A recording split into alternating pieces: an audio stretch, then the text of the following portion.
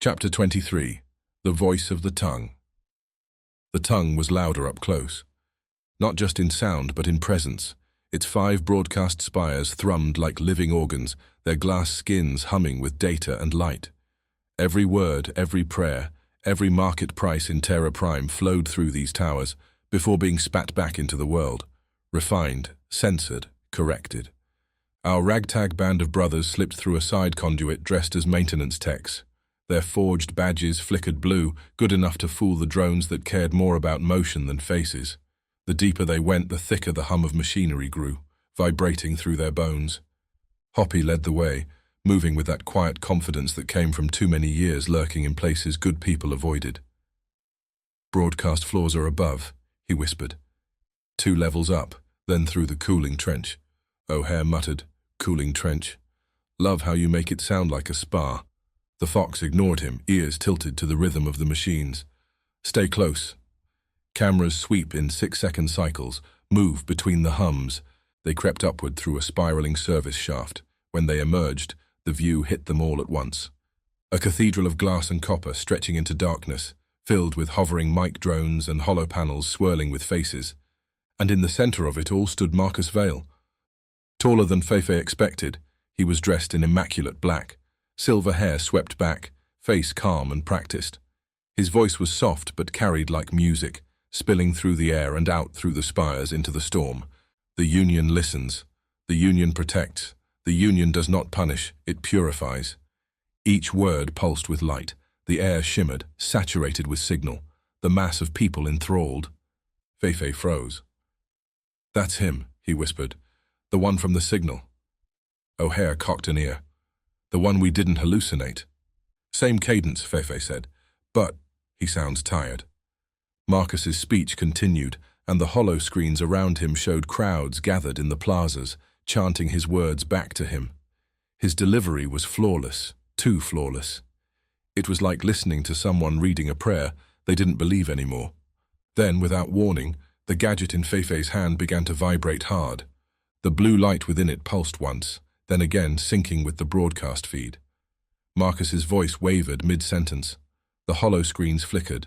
Static crawled through the air, and beneath the static another voice whispered, "Ledger fragment detected. Sequence incomplete.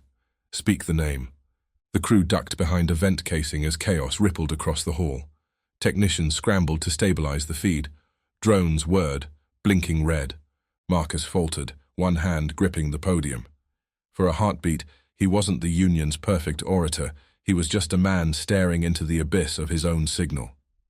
His eyes swept the room and stopped, just for a second, on the maintenance bay where Fefe crouched. Their gazes met.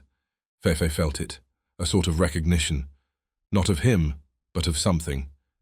The same presence that had once known Pepe. Marcus steadied his voice, smoothing over the interruption. "Even the machines hunger for truth," he said calmly. "But truth, my friends, is a privilege earned through loyalty." Applause erupted across the broadcast floor, but the technicians weren't fooled. They were already whispering about the anomaly. The hound would be sent to trace it. Fefe ducked lower. "We need to move. Now." Landwolf shook his head. "Wait. He's still looking at us." Indeed, Marcus's eyes flicked again to the corner of the hall. His hand brushed the side of his earpiece, pressing a sequence. Fefe's gadget buzzed, and new text scrolled across its cracked surface. "Sub-level 3, archive chamber, 10 minutes, come alone." O'Hare exhaled. "Great. Nothing suspicious about that." Hoppy frowned. "It's a trap." Fefe didn't answer right away. He looked up at Marcus again. The man had resumed his sermon, but his jaw was tight, his eyes hollow. A man half buried in the machinery he'd built. "No," Fefe said finally. "It's something else. He wants to talk." The fox nodded. "Then we talk." Carefully. The crew slipped out during the applause, blending into the maintenance traffic. The halls of the tongue were narrower now, filled with cables that pulsed like veins. Fefe's heart hammered in sync with the hum of the spire. When they reached the sub-level stairwell, the rain outside drummed like static. O'Hare broke the silence. "You ever think maybe we're just bit players in someone else's transmission?" Landwolf grinned. Sure, but if we're lucky, maybe we hijack the ending. They descended into the archives. The lights were dimmer here, red and blue glows bleeding through dust. It smelled like metal, ozone, and memory. Fefe's gadget pulsed again, brighter now. It wasn't just reacting to the broadcast anymore. It was calling. Somewhere deeper in the archives, Marcus Vale waited, the weight of his own words pressing on him like a chain. He'd told a city to believe in lies for years, but tonight, his own voice had betrayed him. Outside, the countdown reached 21 hours, 41 minutes, and 2 seconds. The crowds kept chanting. The Union kept listening. And for the first time in years, the voice of the tongue had gone off script.